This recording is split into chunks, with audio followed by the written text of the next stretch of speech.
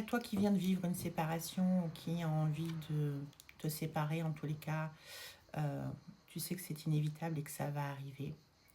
Euh, En 2013, je me suis séparée et j'étais avec quelqu'un qui buvait, qui était jamais là.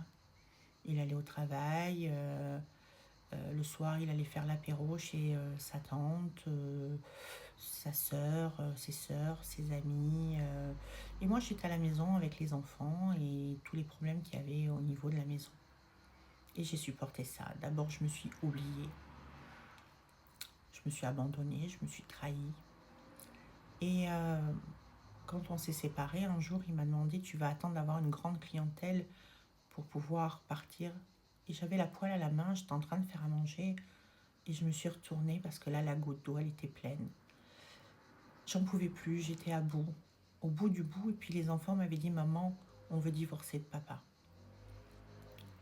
Il m'a laissé avec 10,80 €. Bon, je pense qu'il n'en avait pas forcément beaucoup dans la poche non plus, soyons honnêtes et justes. Mais en tous les cas, il avait une famille avec des finances derrière qui pouvaient gérer, l'épauler, un salaire conséquent. Ce que moi, j'avais pas, puisqu'en fait, on avait 3 enfants et à l'époque, j'avais mis ma carrière en suspens pour pouvoir accompagner les enfants. Et avec un enfant avec des troubles 10, il y avait un accompagnement constant, aussi bien en termes de devoirs que de psychothérapeute, d'ergothérapeute, d'orthoptiste neurologue, de bilan, etc. Je vous en passe et des meilleurs. Tout ça pour dire que je me suis retrouvée sans rien.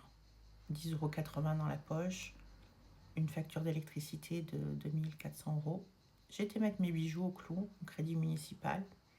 J'ai une amie à l'époque qui m'a prêté 2 000 € et j'ai relevé mes manches. J'y ai cru. J'ai fait le choix de ma liberté.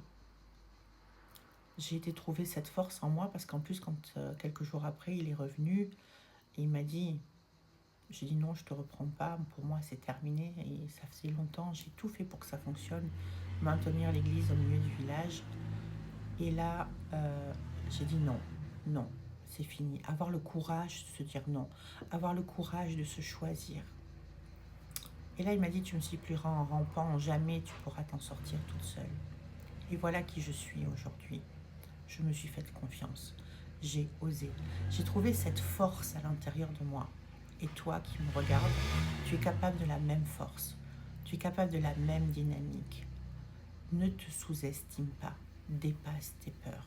Il y a une solution à chaque situation parce que tu es adulte, parce que tu as la capacité de le faire, parce que c'est ta vie qui est en jeu, parce que tu as la nécessité, si tu veux être respecté par l'autre, de te respecter. Ose, change. Et ce ne sera pas marqué sur ton visage, toi tu le sauras. Je partage ça avec vous aujourd'hui parce que quand on me voit, on ne pense pas que ça ait pu exister. Et pourtant, comme beaucoup d'autres choses, ça a été là. Et toi aussi, tu disposes de cette force à l'intérieur de toi. Quelles que soient les épreuves que tu vis en ce moment, quoi qu'il se passe, une perte d'emploi, une séparation, et que tu sois un homme ou que tu sois une femme, peu importe, tu as la force à l'intérieur de toi de dépasser ça, de créer autre chose, un autre monde pour toi, une autre vie pour toi, et d'être aligné, d'être en paix. Tu mérites d'être heureux, tu mérites de t'aimer, tu mérites la paix et la sérénité.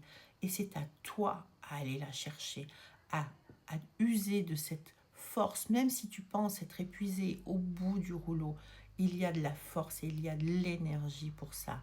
Alors vas-y, serre-toi-en, mets en place les choses. Et oui, c'est réalisable. Oui, c'est possible. Et oui, tu y as droit.